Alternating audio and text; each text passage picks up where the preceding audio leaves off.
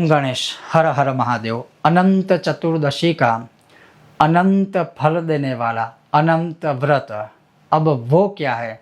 तो वैसे उसके विषय में कथा आदि तो बहुत कुछ है जो मैं श्रवण करवाऊंगा, लेकिन बहुत सहज, बहुत सरल, बहुत ही संक्षिप्त में सीधा ही सरल विधान आज मैं आपको बताने वाला हूँ कि उस दिन अनंत चतुर्दशी में अनंत व्रत, अनंत फल देने वाला जो है वो कैसे आप प्राप्त कर सकते हो, जो हमारे ग्रंथों के कथन के विषय में या ग्रंथों में लिखा हुआ है।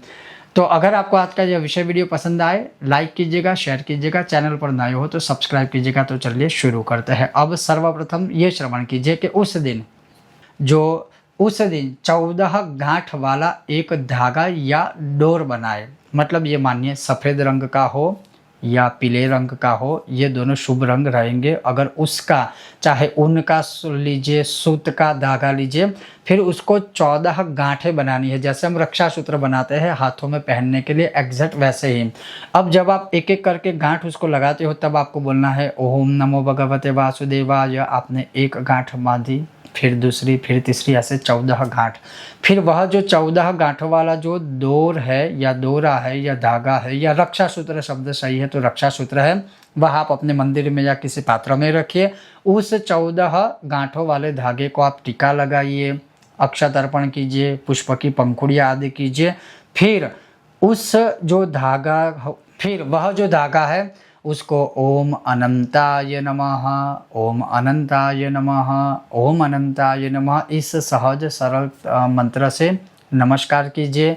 उसी मंत्र से मैं कहूँगा आप टीका लगाए, जैसे ओम अनंताय नमः आपने टीका लगाया, ओम अनंताय नमः आपने चावल चढ़ाए, ओम अनंताय नमः आपने पुष्प की पंखुड़ियाँ आदि लगाई। अब ये जब हो गया उसके पश्चात आपको क्या करना है? 108 बार ओम नमो भगवते वासुदेवाय स्वाहा यज्ञ करना है।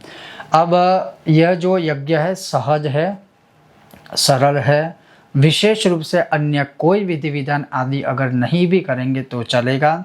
एक आपने ये जो धागा है वह धागा आपने, जैसे मैंने आपको बताया, सिंपल पूजा करके आप अपने मंदिर में रख दीजिए उस धागे को। उसके पश्चात मंदिर के सामने, घर में या जहाँ भी उचित स्थान हो वहाँ पर 108 बार सिर्फ घी से, अगर आप चाहे तो घी से ही यज्ञ कीजिए। बाकी तो बेसिक चीज़ें हैं यज्ञ में, जो जो चीज़ें लगती है अग्नि प्रज्वलित के लिए वो आप अपने हिसाब से कर लीजिएगा।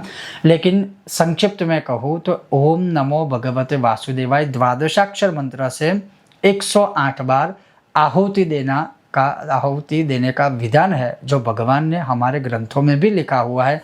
जो कोई भी मनुष्य इस प्रकार से करते हैं तो अवश्य ही मनुष्य अनंत फल प्राप्त करता है। इस अनंत चतुर्दशी के दिन अनंत 14 गांठों वाले डोर की पूजा या रक्षा सूत्र की पूजा करने के बाद यज्ञ करेगा तो बहुत सहज सरल है।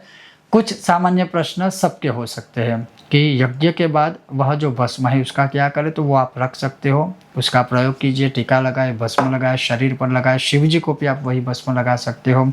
फिर वो जो सारा द्रव्य है आप किसी पवित्र जगह पर विसर्जित कर सकते हो। फिर वह डोर का क्या करें, तो वह डोर आप चाहे तो अपने हाथों में बांध सकते हो, आप अपने गले में बांध सकते हो। अगर उस डोर को बांधना नहीं है, घर में नहीं भी रखना है, तो आप फिर विसर्जित भी कर सकते हो।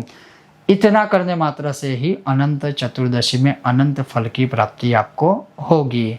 ओम गणेश हर हर महादेव।